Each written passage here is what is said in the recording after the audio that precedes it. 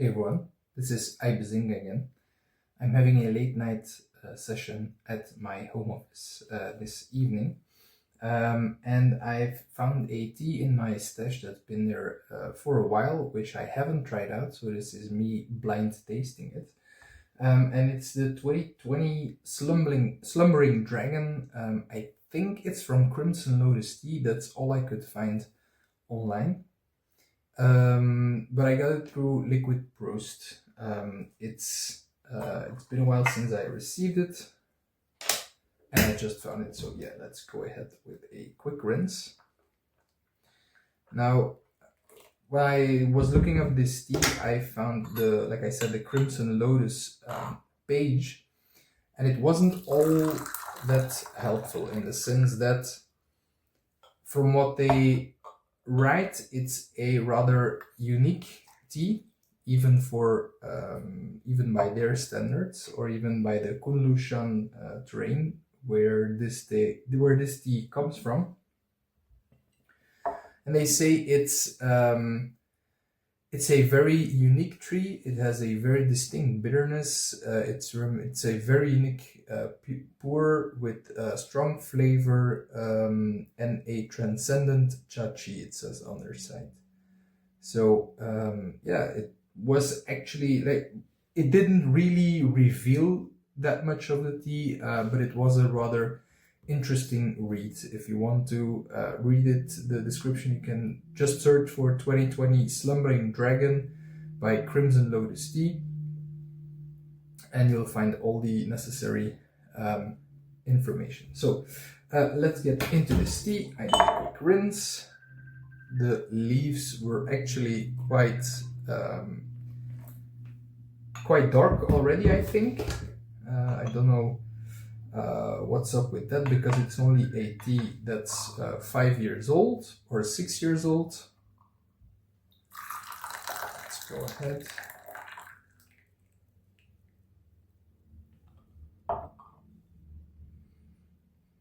Oh yeah, it does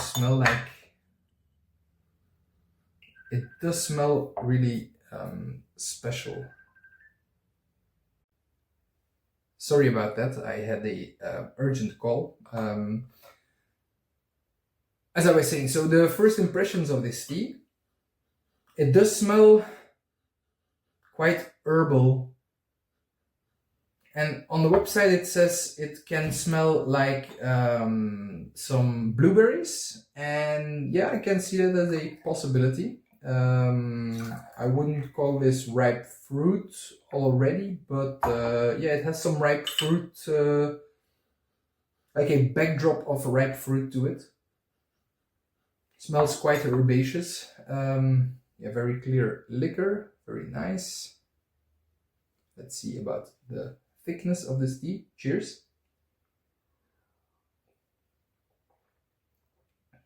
Oh yeah, very special bitterness.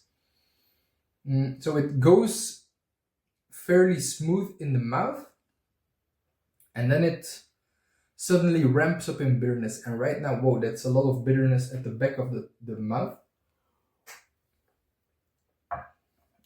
Whoa, yeah. I'm gonna keep these infusions short. That's a really special tea. I don't know what to make of it. That's really interesting. Oh, and it keeps lingering. Oh wow, what's that? That's very unique. I've never tasted this before. All right. I don't know how I feel about this. It's so bitter. Wow.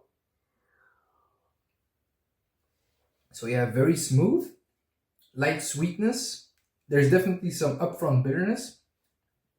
And then right now, whoa, it ramps up. It's like I've crushed an aspirin between my teeth, and that lingering, strong bitterness is present. Wow, it's not really enjoyable, to be honest. It really isn't. Yeah, that's something else. Not a fan, to be honest. Let's see how this one pans out and make ourselves another infusion. Wow.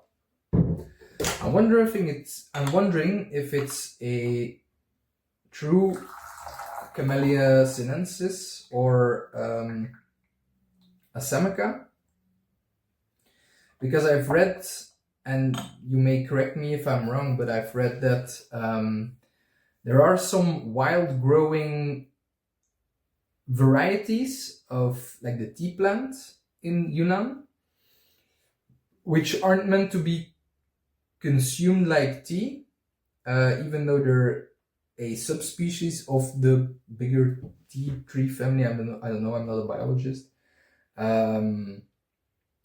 But perhaps that's what it is. That's perhaps why it's that bitter. I don't know. If you want to compare it to the Laumane, Laumane is like cotton candy in comparison to this. This is really, really bitter. This is Laumane cubed. This is not even square, this is cubed. It's crazy. Oh wow, so bitter. But it's not bitter going in, it's the lingering bitterness, which is just so intense. Yeah, this is actually, I'm sorry Glenn, if you're watching this, but this is really not that enjoyable for me.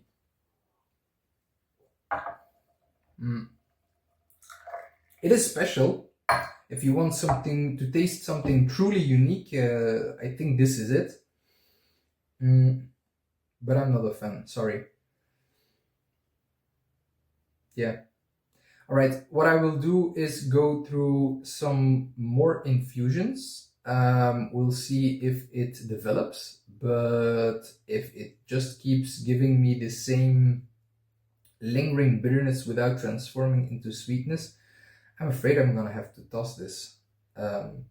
This session. I'll probably share the rest of the sample with some tea enthusiasts if they want, but yeah, this is, as of right now, not doing it for me. So see you in the middle steeps and perhaps the late steeps if I decide not to toss it. See you.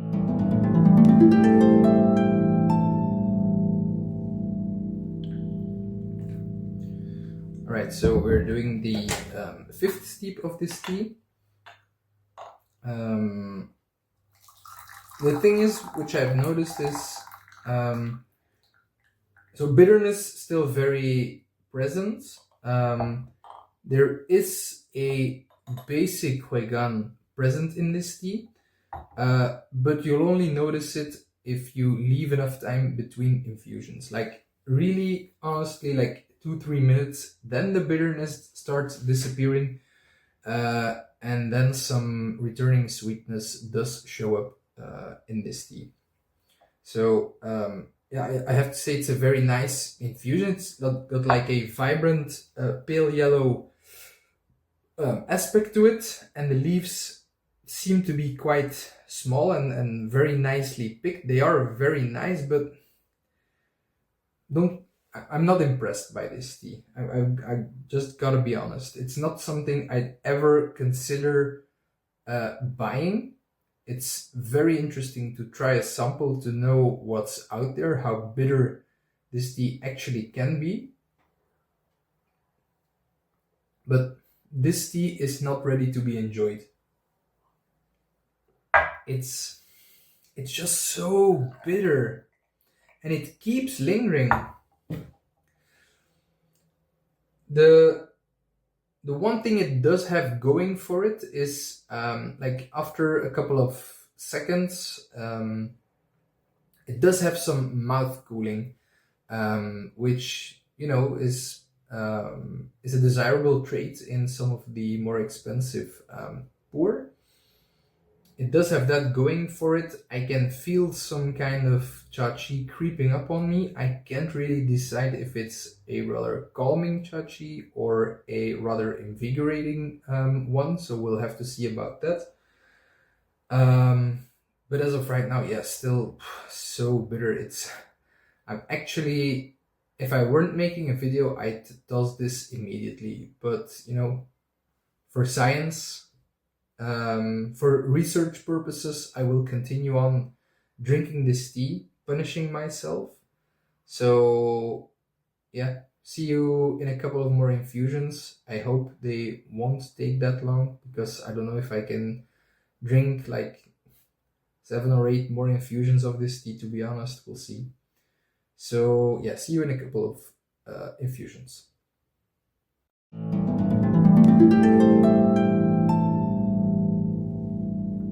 So this will be the final infusion of this tea. Let me tell you, the tea really hasn't changed in terms of bitterness. It's still very bitter in its linger. And this is the last infusion. I've been brewing it for over 2 minutes. I'm actually a bit afraid of drinking this one. But it's like the 13th infusion, I think, so it has a decent stamina to it. I'm actually impressed with myself that I've kept drinking this for so long. But yeah, what the tea really reminds me of is, like, we have a very classic Belgian or Flemish dish called chicory, where we bake it in the oven or stew it or whatever. And I'm really not a picky eater, but it's something I don't really enjoy, especially because of its bitterness as well. I don't mind bitter. I do mind lingering bitterness that doesn't turn to sweetness. Like I said, there is some sweetness if you keep the time between your infusions and between the time you drink long enough. But to me, it's just too long. It's really not worth going through the trouble. I think there's a lot of other tea that yields the same Huigan for a less bitter punch. So yeah, it just doesn't cut it for me. If you've experienced this tea, let me know your experience with it down in the comments, and consider leaving a like as well. What I will say about this tea, it's got a special body feel to it, chachi to it, where I do feel relaxed. It is taking me like in a more relaxed state, but at the same time it is quite invigorating, as in I do feel the caffeine kick. I do feel my heart racing faster because of it. So yeah, that's the interesting part about it. And that's where I leave this video. Like I said, please consider liking this video, leave a comment, and consider subscribing if you want to see more tea videos. Thanks for watching, and oh yeah, I still have to taste this. Quite bitter. All right, cheers.